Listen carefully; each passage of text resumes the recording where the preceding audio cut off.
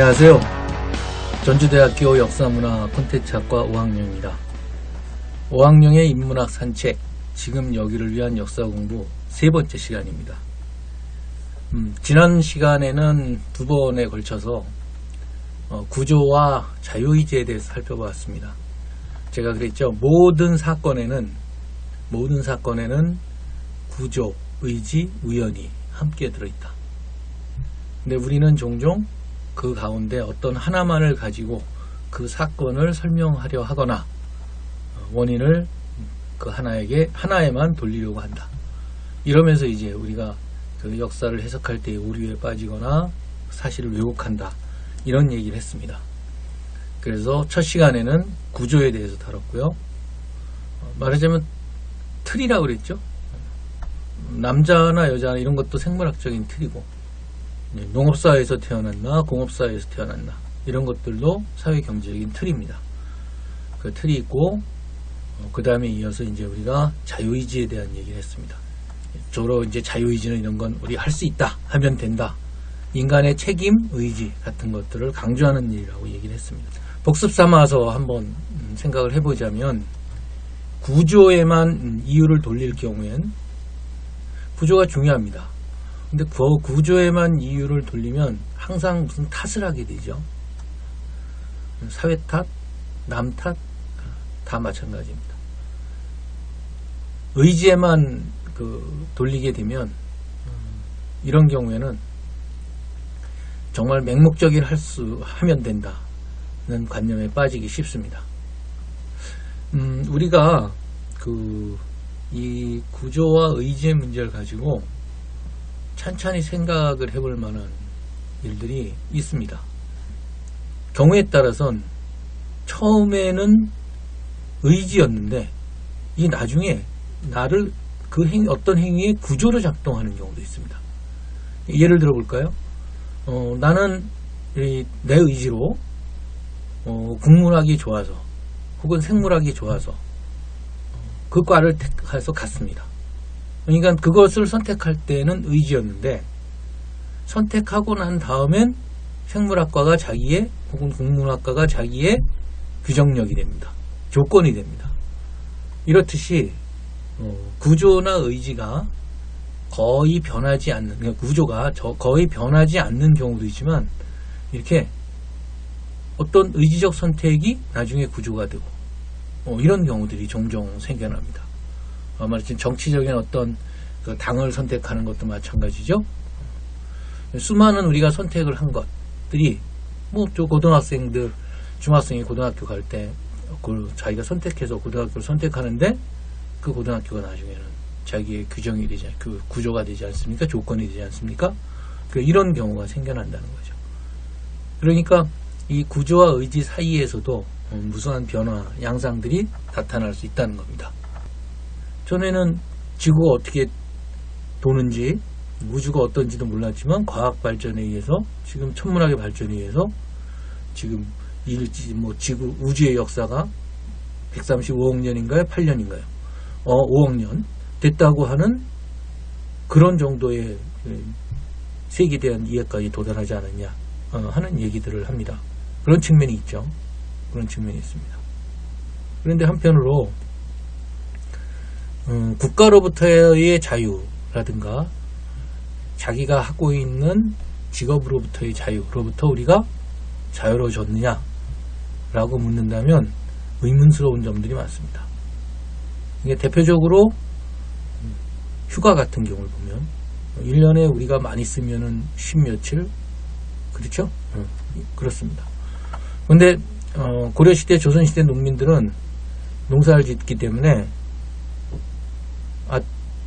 추석 가을거지 지나서 가을거지 끝나면 다음번 농사 질 때까지는 그냥 멍석이나 짜고 이러면서 한 5달을 놉니다. 5달 노는 거 한번 상상해 보셨나요? 저 어렸을 때 그렇게 놀았습니다. 저희 할아버지 가끔 그 친구들 불러가지고 약주하시고 엿놀고 이러면서 노셨어요. 글쎄 이 사이에서 어떤 우열을 얘기할 수 있을는지는 제가 모르겠습니다. 분명한 것은 과거의 문명과 현재의 문명을 비교하면서 지금 문명이 우월하다, 진보했다고 하는 관념을 갖게 된 것 자체가 근대적인 현상이라는 뜻입니다. 오히려 동아시아의 경우에는 과거로부터 지금까지의 관념들이 역사의 흐름이 그러니까 요순시대 뭐 얘기를 하지 않습니까? 요순시대가 예전으로 따지면 추장들이 살던 시대인데, 그러니까 이 인간들의 삶의 규모가 그만큼 작았던 시대라는 거죠. 그때보다 왕정이 생겨나서 세습 왕정이 이어지고 이렇게 되어 왔던 이 문명의 흐름이 발전이나 진보라기보다는 오히려 타락까지는 아니지만 오히려 그 이전보다 못한 시대로 인식하는 경우가 훨씬 많았습니다. 이 점은 뭐 거의 특징적으로 많이 드러나죠. 그러니까 지금 우리가 알고 있는 머릿속에 들어있는 진보관, 이런 것들은 그 근대의 특수한 양상들입니다. 그런데 여기서 재밌는 부분이 있어요. 이렇게 근대를 인류가 뭔가의 자유나 이성이나 혹은 생산력이나 하는 것이 더 진보하는 세계로 인식하기 시작하면서 어떤 양상들이 벌어지냐면, 마치 이 근대를 향해서 인류의 역사가 쭉 진행되어 온 것 같은 생각을 갖게 됩니다. 다시 말해서 인간들이 바로 이 시대를 향해서 애써온 인류의 역사라고 하는 것이 이 시대를 향해서 애써온 것 같은 식의 해석을 낳게 됩니다. 그리고 역사 사료에서도 그러한 사료들을 통해서 인류 역사를 재구성합니다. 이런 것들을 제가 근대주의라고 부르고, 바로 이러한 마치 인류가 노력했던 역사적 의지뿐만 아니라 이게 이제 말하자면 그 인격화돼서 표현되는 게 절대 정신 뭐 이런 거잖아요. 뭐 우리 얘기할 때 헤겔의 절대 정신 얘기할 때처럼, 그러니까 마치 거대한 어떤 의지자가 있어서 역사를 이렇게 쭉 끌어오는 것 같은 이런 착각에 빠지게 됩니다. 이런 거를 철학적으로는 목적론 이렇게 부르죠. 이건 물론 이런 역사 철학이라고 해야 되나요? 이런 목적론은 분명히 기독교의 이 천년왕국 혹은 또 다른 재림하고 그런 관념하고도 연관이 있을 겁니다. 그건 틀림없이. 어찌 되었든 이렇게 인류의 역사 자체가 어떤 의지를 가진 주체에 의해서 지금 역사로 이렇게 쭉 오는 것 같은 생각을 갖게 만드는 것, 이게 바로 목적론이라고 얘기하고, 이것이 근대에 초점이 맞춰 있으면 근대주의라고 얘기를 하고, 또 하나는 바로 아까 우리가 얘기했던 것처럼 구조의지 중에서 의지를 극단적으로 강조한 경우, 인간이 그러한 어떤 목표를 향해서 의지를 밀고 나간다라고 하는 생각을 극단화했을 경우에 나타나는 특이한 역사적 사유라는 것이죠. 이런 양상들은 조선시대를 설명할 때 너무도 많이 나타납니다. 그래서 한때는 우리 지금도 뭐 많이 남아있습니다만, 실학 그러면 그 실학을 특징 지을 때 과학성, 역사, 그 다음에 뭐죠? 화이론의 극복, 민족주의, 짝을 이루는, 그럼 이런 식으로 요소들을 설명합니다. 개인. 이게 전형적으로 계몽주의죠. 그 모델이. 그러니까 계몽주의의 출발이 서구 르네상스 이후에 역사적 현상이라고 하는 점을 차치하고라도, 그건 명료하죠. 그 서유럽의 특수한 현상이었었습니다. 근데 그게 제국주의 팽창하고 이어지면서 지금은 이제 전 세계적인 이데올로기가 되는 거죠. 그래서 이런 양상들이 우리로 하여금 세계가 지금 시대, 지금 자본주의, 민주주의, 이성의 시대로 인류 역사가 온 것 같은 착각을 갖게 만들어주는 기제로 작동을 했다는 얘기를 드리는 겁니다. 그리고 이것이 바로 사건 속에 담겨있는 구조와 의지와 우연 중에서 의지의 문제를 극단적으로 밀고 나갔을 때 나타나는 양상 중에 하나다. 그러니까 그런 그 사유 역사를 보는 눈 자체는 역사학에 의해서 극복될 수 있죠. 사실을 잘 따져보면. 그렇죠? 지금 제가 계속 이 문제를 물고 늘어지는 포인트가 뭐냐면, 제가 사실을 가지고 얘기를 시작을 했지 않습니까? 1회 때부터. 그러니까 그래가지고 제 얘기는 궁극적으로 사실로 끝날 겁니다. 중간에 이제 그런 의문들을 가지실 거예요. 역사가 해석이 있는데 왜 사실을 가지고. 물론 있습니다. 좀 이따 다음 시간 정도에 얘기를 드릴 텐데, 사실이라고 하는 거 강조를 드리면, 역사학은 사실의 학문입니다. 역사학은 사실의 학문이고, 해석이 들어가지만 해석 없이도 역사적 사실은 존재합니다. 그리고 해석 없이도 역사 공부를 할 수 있습니다. 그런데 사실이 없으면 애당초 역사 공부는 불가능하고 해석 역시도 불가능합니다. 이 점을 아주 명료하게 얘기를 해야 됩니다. 그리고 지금 제가 얘기 드린 내용 중에서 오해가 있을까봐 다시 한번 강조하는데, 사실과 해석은 별도의 두 영역이 아닙니다. 우리가 항상 이 근대의 이분법적 사유에 익숙해가지고 주관과 객관하면 주관과 객관이 뭔가 별도에 있는 것으로 이렇게 생각을 하고, 사실과 해석 그러면 사실 따로 있고 해석 따로 있는 것으로 해석을 합니다. 역사학은 전혀 그렇지는 않습니다. 사실 안에 해석이 있고, 해석은 사실을 벗어나서 존재하지 않습니다. 그러니까 우리가 명료성을 위해서, 사태를 명료하게 이해하기 위해서 사실이다, 해석이다, 관심이다, 이야기다 이런 말들을 하지만, 그것이 실제로 현실적으로 이루어지는 학문의 영역에서는 매우 같은 모습을 띠고 나타날 수도 있고 붙어서 나타날 수도 있고 이렇다는 점을 염두에 두고 제 얘기를 들어주셨으면 좋겠습니다. 그래서 지금까지 구조하고 의지의 문제를 다시 복습을 하면서 또다시 의지의 문제가 목적론이나 근대주의와 어떤 상관이 있나, 이 점을 얘기했는데요.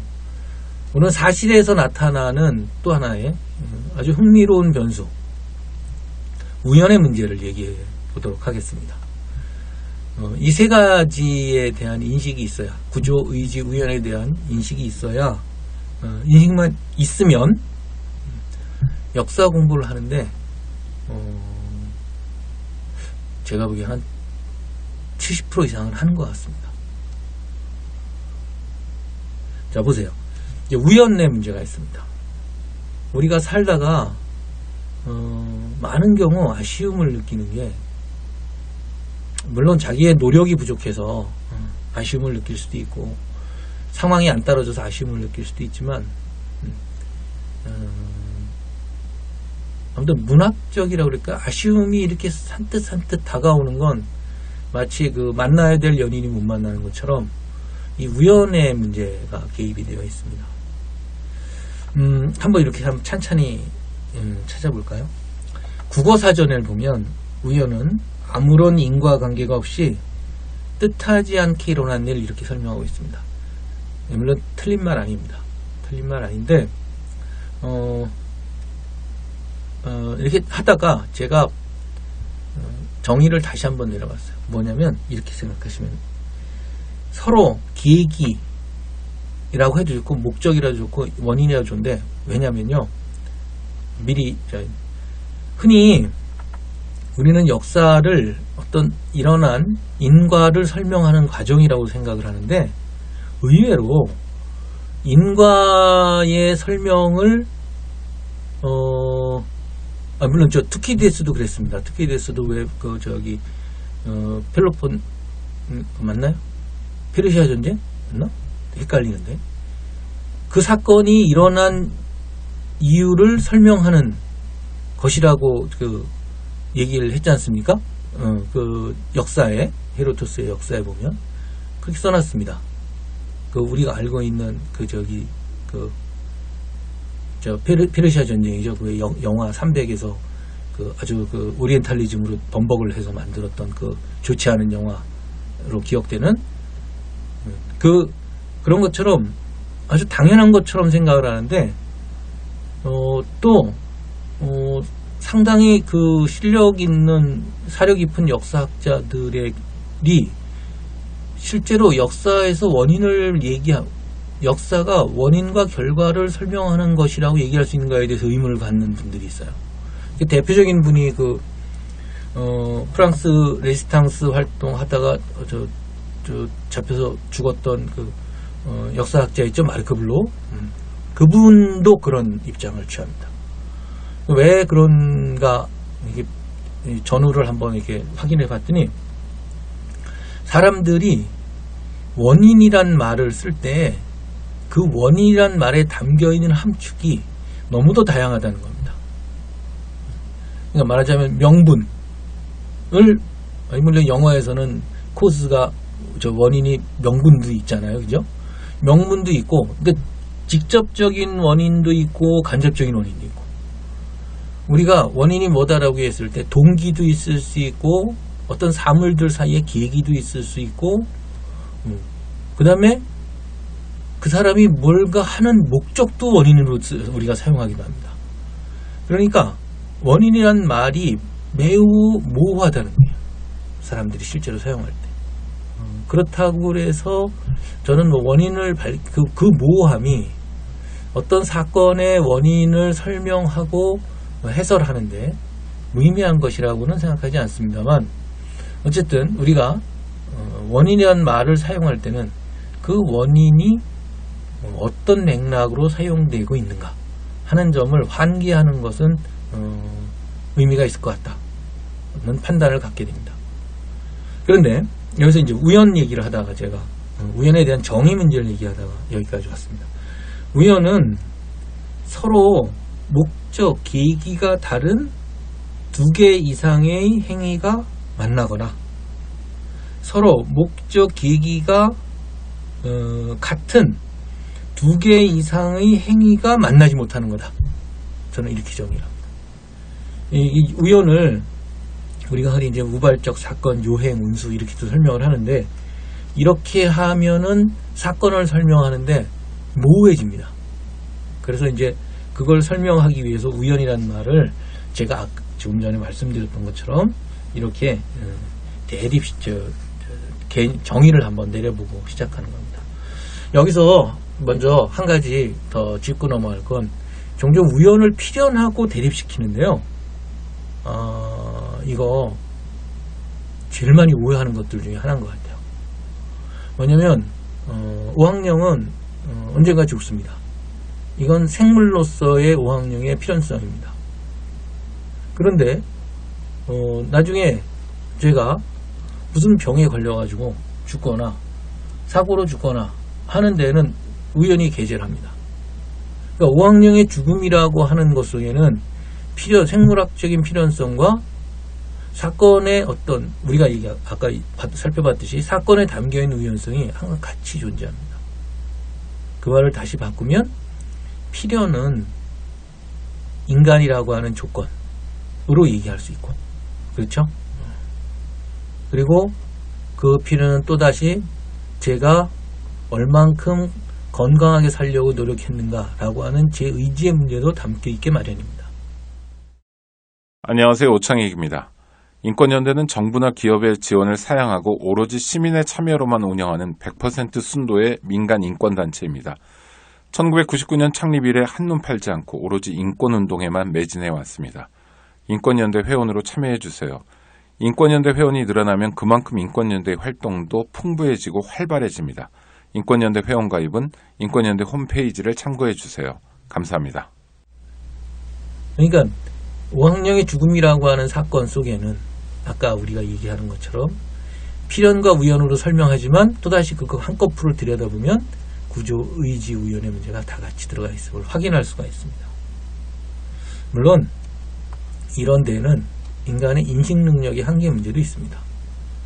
이거는 일단은 놔두고 가야 됩니다. 종종은 이 인식 능력의 한계를 또다시 확대해가지고 우리가 할 수 있는 게 뭐가 있겠어 뭐 이렇게 생각을 해요.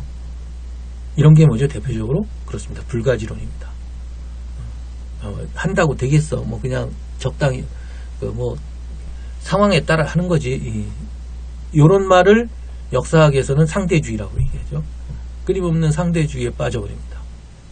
그래서 이런 인식 능력의 한계가 어디까지인가를 정리하는 것. 이래서 이제 우리 전문적인 훈련을 받는 분들은 논문이나 이런 걸 쓸 때 기존 연구들을 한번 먼저 앞에 정리를 하죠. 지금까지 우리가 아는 건 어디까지고 모르는 건 어디까지다. 근데 지금 단계에서 나는 어느 부분을 얘기하는 거다. 이거 매우 중요한 거죠. 이래야 불가지론에 안 빠집니다. 그래서 저는 이런 점이 참 학문을 할 때 좋습니다. 내가 어디까지 알고 어디까지 모르는 것을 정리해 놓고 시작하는 거. 저 논에 보면 나오잖아요. 지지 부지가 시지하라. 아는 거를 안다 그러고 모르는 걸 모른다 그러는 것은 진짜 아는 거다. 이 사람은 모르는 게 있을 수밖에 없잖아요. 근데 더 중요한 건 진짜 아는 건 아는 거와 모르는 거가 뭔지를 아는 거.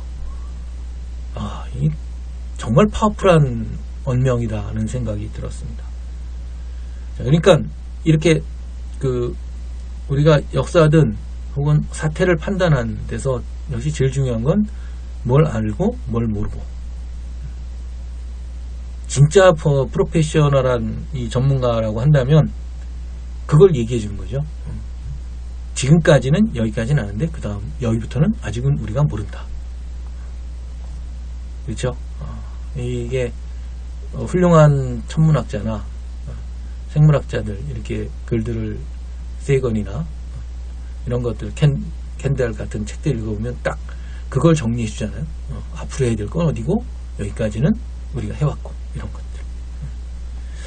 자, 우연 문제를 얘기할 때 한 가지만 더 볼게요. 흔히 우연을 임의성하고 혼돈을 하는 경우가 있습니다.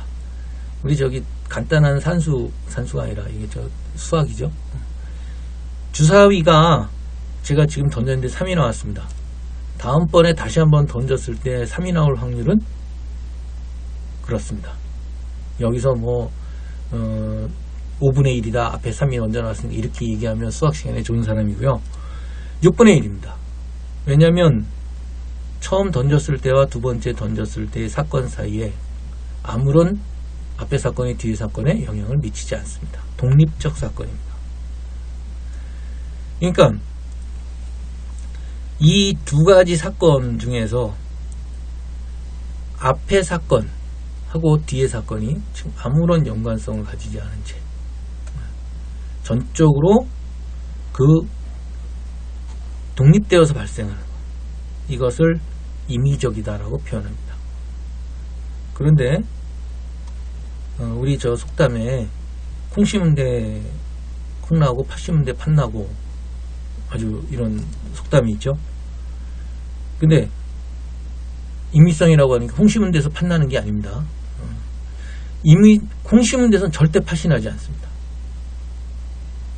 이거는 콩이라는 생물학 콩의 DNA를 무시하는 발언이죠. 이런 일은 죽었다 깨어나도 일어나지 않습니다. 그런데 콩 심은 데서 콩이 안 나올 수도 있고 는 있습니다. 왜 그렇죠? 비가 오지 않았거나 콩을 새가 날라와서 파먹었거나 병충해로 상할 수가 있습니다. 그죠? 그럴 때는 콩이 안 열릴 수도 있습니다. 농부는 콩을 수확하려고 했는데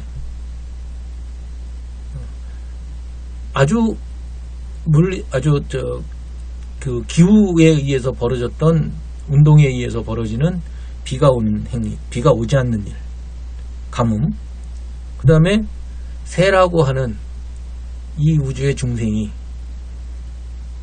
먹고 살기 위해서 자기 눈앞에 보이는 콩을 파먹는 행위, 혹은 저기서 어디선가 숨어있다가 날라온 깐부기병이 같이 겹쳐가지고 농부의 의지하고 상관없이 콩을 나오지 못하게 합니다. 이런 것들은 서로 다른 기기나 목적을 가진 행위들이 만나는 거죠. 그래서 콩을 심은 곳에서 콩이 안 나오는 일이 생기게 만들어 버립니다. 이런 것처럼 역사에는 안 생길 것 같았는데 이렇게 어떤 일이 만나가지고 생기는 경우가 있는가 하면, 역으로 많이 만났으면 무슨 일이 벌어졌을 것 같은데 이게 피해가는 경우도 생깁니다. 그래가지고 클레오파트라의 콘이 이런 얘기를 합니다. 그런데 이런 사태 중에서 아주 흥미로운 사건이 하나 있었죠. 제가 얼마 전에 레미제라블을 봤습니다. 빅토르 위고의. 이거는 영화 레미제라블 말고 소설. 이거 5권으로 나왔더라고요. 예전에 우리 장발장 그래가지고 교양문고 이래가지고 읽을 때 보면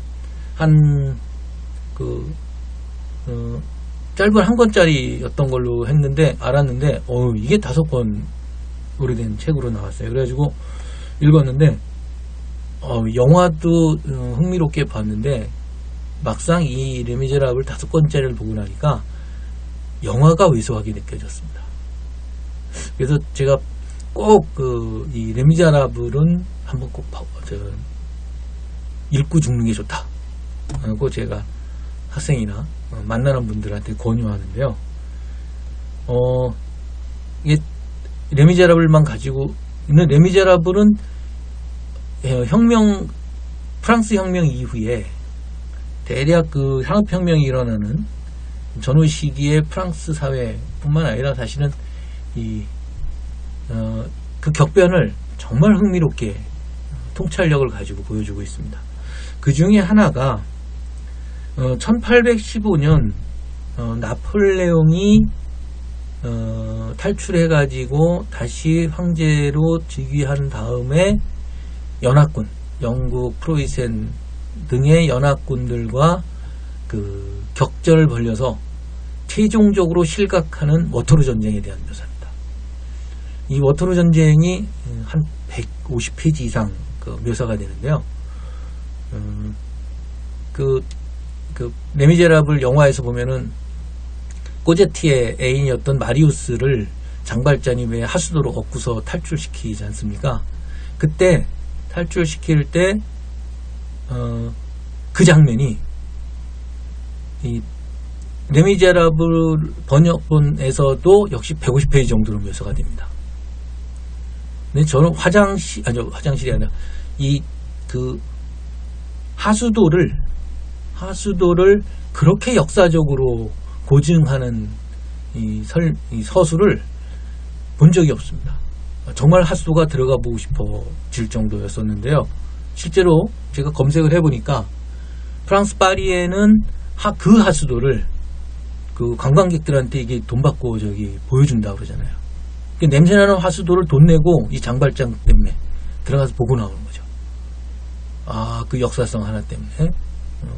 근데 여기 워터루에 대한 서술도 역시 마찬가지로 한 150페이지가 이어집니다. 그런데 여기에 아주 재미있는 부분이 나와요. 그 날이 1815년 6월 17일에서 18일입니다. 이 전투가 원래 18일 아침 6시, 새벽 6시부터 벌어질 것이었어요. 그런데 이 전투가 11시부터 시작됩니다. 그리고 5시간 반 동안 진행이 되어서 대개 6시간 후에는 결판이 납니다. 뭘로? 프랑스의 패배로, 나폴레옹군의 패배로. 그런데 전투 5시간까지는 나폴레옹군의 승리가 눈앞에 잡힐 듯 했습니다.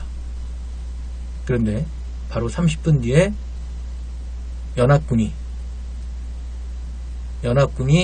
프로이센 연합군이 합세를 함으로 인해서 프랑스군이 격퇴를 당하게 됩니다. 그러면서 위고는 6시에 전투를 시작했으면 어떻게 됐을까? 이 말을 꺼내요. 그랬으면 아마 1815년 나폴레옹은 실각하지 않았을 겁니다. 근데 전투를 6시에 시작하지 못하고 11시에 시작하게 된 이유가 뭔지 아세요? 그렇습니다. 전날 밤에 비가 왔습니다. 나폴레옹 군은 포병 중심이고 포병이 주력입니다. 젖은 땅 때문에 포대를 신속하게 이동시키지 못했고 땅이 마를 때까지 기다리는 바람에 11시에 전투를 시작하게 됐습니다. 비가 오지 않았다면 프로이센 연합군이 지원을 오기 전에 이미 프랑스의 승리로, 나폴레옹의 승리로 끝났을 겁니다. 흥미롭죠? 역사가 이렇게 전날 밤에 비온 하나의 사태로 인해서 이렇게 바뀌기도 합니다. 그런데 흥미로운 건요, 이 빅토르 유가 여기서 끝내질 않는다는 거죠. 엄청나게 천운이 따른 것 같고 연합군의 입장에서는. 그런데 이렇게 표현을 합니다. 워터루 전쟁의 역사적 의미를 세계의 얼굴을 바꾸는 것이라고 정확히 포착합니다. 이건 무슨 말이냐면 프랑스 혁명 이후로 1789년 이후로 나폴레옹이 대륙을 휩쓸었던 행위는 그 유명한 말이죠. 헤겔이 그 나폴레옹의 진군을 보면서 마상의 자유정신이 움직인다고 표현을 했고, 베토벤은 그것 때문에 영웅교향곡을 쳤던 유명한 얘기잖아요. 그것처럼 그때 당시의 지식인들에게는 그야말로 새로운 세계의 확산으로 나폴레옹이 여겨졌다는 거죠. 그래서 이 나폴레옹 법전 하면은 그 유명한 우리가 알고 있는 어떤 나폴레옹 법전에선 법 앞에서 평등과 능력에 따른 출세, 모든 국민이 노동과 신앙, 양심의 자유를 갖는다고 선언합니다. 사유재산의 신성불가침도 역시 나폴레옹 법전에 언명이 돼 있어요. 이미 나폴레옹 자신이 황제라고 하는 구체제의 모습을 띠고 있지만 이미 나폴레옹 자신은 구체제를 부정하는 역사적 흐름 속에 서 있던 거죠. 그러니까 이러한 측면이 워터루 전쟁에서 나폴레옹이 이겼든 졌든 상관없이 이미 나폴레옹은 19세기 초반에 그 역사적 흐름에서 자리를 잃고 있었다고 빅토르 유고는 관찰하고 있는 겁니다. 우연이라고 하는 것이 어떤 시간의 텀 속에서는, 짧은 시간의 텀 속에서는 격변, 아쉬움 같은 것을 낳아주기는 하는 것 같습니다. 그러나 역시 흐름의 문제에서는 근데 또 그 작은 텀 속에서 벌어지는 변화를 인간들이 그렇게 또 무시할 수 있는 부분은 아니잖아요. 그러니까 우연이라고 하는 게 만일 나폴레옹 체제가 그렇지 않았다면 이건 역사적으로는 무의미한 질문입니다. 제가 나중에 한 번 더 얘기를 드리겠지만 무의미한, 역사적으로 발생하지 않은 사건을 얘기하는 건 무의미한 질문입니다. 이순신 장군이 살았다면 이런 질문은 역사적으로 무의미한 질문입니다. 그렇게 상상해놓고 마음대로 얘기하는 건 좋아요. 그러나 그건 역사적으로는 아무런 의미가 없는 질문입니다. 그렇죠? 이런 거 정도는 무슨 말인지 전달이 되리라고 생각합니다. 그래서 이 흥미로운 건 이게 좀 선적인 부분 표현을 쓰는데 빅토르 휴고는 역사적인 무한에 나폴레옹은 이미 거스르고 있었다 이렇게 표현합니다. 그 무한을 저는 이렇게 해석하는 거죠. 그 시기의 구조와 사람들이 만들어 가려고 어떤 게 나폴레옹 전쟁을 받아들이냐고 하는 사람들의 생각 의지, 그리고 비가 오는 그 우연, 이 세 가지를 다 묶어서 빅토르 휴고는 무한이라는 언어로 표현한 거 아닌가 하는 생각을 하는 것이죠. 이 15년 전쟁 이후로 1815년 이 나폴레옹 전쟁 이후로 유럽의 각 군주들은 눈치 보기에 들어갑니다. 이게 이제 새로운 세상이 왔어요. 그렇기 때문에 이 군주들 간의 또 다른 전쟁이 벌어질 경우엔 다시는 또다시 이 전쟁을 통해서 자유정신의 확산, 그때 당시의 역사적 상황 속에서 다시 말해 구체제를 붕괴시키는 운동의 확산이라고 하는 것이 불가피하다는 것을 감지하기 시작해서 흔히 얘기하는 겁먹은 평화가 한 10여 년 동안 유지가 됩니다. 10여 년은 좀 더 가나요? 지금 오늘 이 시간에 우연의 문제를 지금 설명을 하고 있었습니다. 그래서 우연은 일어난 것도 우연이고 안 일어난 것도 우연이죠. 그래서 서로 목적이나 계기가 다른 사건들이 만나서 생기는 우연이 있는가 하면 그 목적이나 계기는 같은데 이게 타이밍이 안 맞거나 이래가지고 어긋나는 우연도 있습니다. 그 중에서 빅토르 휴고가 아주 잘 설명했던 것처럼 나폴레옹의 1815년 6월 18일 워터루 전쟁에서 전날 밤에 비가 옴으로 인해 가지고 프랑스군의 승리가 아니라 영국 프로이센 연합군의 승리로 기결됐던 워터루 전쟁, 유럽의 역사의 한 페이지를 바꿔놨던 사건을 예로 들어서 한번 설명을 해보았습니다. 이게 3번에 걸쳐서 제가 구조, 의지, 우연 이 문제를 다루었습니다. 이제는 한번 요걸 가지고 또 다른 역사학의 과제, 숙제인 이번엔 사실과 해석의 문제, 이런 문제들을 한번 다뤄보도록 하겠습니다. 이거는 4회차 다음 시간에 하도록 하겠습니다. 고맙습니다. 안녕하세요. 장발장은행의 대표를 맡고 있는 홍세화입니다. 200만원, 300만원 벌금을 내지 못해 감옥에 갇히는 분이 매년 4만 명이 넘습니다. 장발장은행은 이분들에게 무이자 무담보로 대출을 해주고 있습니다. 장발장은행을 후원해 주시기 바랍니다. 실로 모든 게 엉망으로 치닫는 듯한 세상입니다마는 스스로 아름다워지는 데에 경연쩍어 하지 않기를 바랍니다. 고맙습니다.